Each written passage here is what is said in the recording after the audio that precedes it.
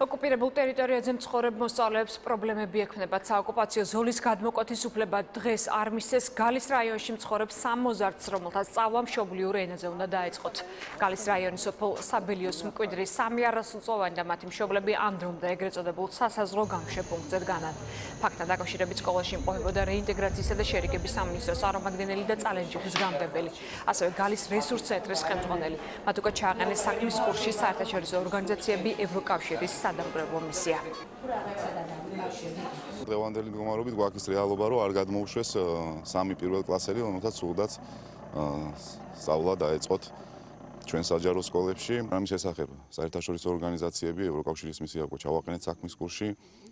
დღეს აქვე სტუმრადაც იმყოფებოდნენ შესაბამისი უწყებების წარმომადგენლები, რომელიც ასევე თავის მხრიდან გაატარებენ შესაბამის ღონისძიებებს და ვიმედოვნებთ, რომ ეს საკითხი უახლოეს პერიოდში დადებითად მოგვარდება. სამწუხაროდ არის ფაქტი, რომ დაწყებითი კლასის, პირველი კლასის მოსწავლეთა მშობლები ბავშვებიანად არ გამოატარეს იმ მიზეზით, რომ ისინი მასწავლა გაეგრძელებინათ ადგილობრივ სკოლაში.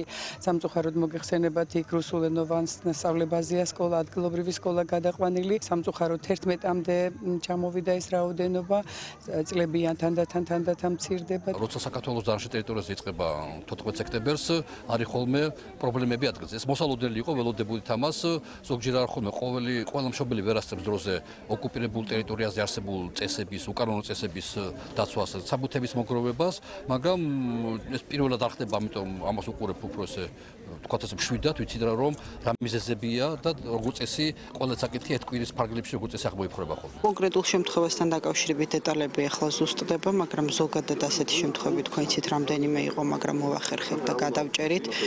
რიგ შემთხვევაში ტექნიკური პრობლემაც იყო რამდენიმე ბავშვთან საბუთებთან დაკავშირებით და ესეც გადაიჭრა. ანალოგიურად მე ვფიქრობ, რომ გავარკვევთ აქაც დეტალებს და შევეცდებით, რომ ძალიან სწრაფად მოვაგვაროთ ესეც. ჩვენ თანმიმდევრული მშვიდობიანი პოლიტიკით უნდა შევძლოთ, რომ ეს პრობლემები გრძელვადიანად მოვაგვაროთ და ეს პატარა ესე ვთქვათ, ყოველდღიური, პატარა არა, დიდი პრობლემები, რომლებიც ყოველდღიურად ამ სოფლის მოსახლეებს აქვთ, აღარ უნდა არსებობდეს და მე მინდა რომ ეს უსურვო პირველ რიგში აი ამ ბავშვებს, რომ სულ ახლო მომავალში მათ სხვანაირი საქართველო ეხილათ.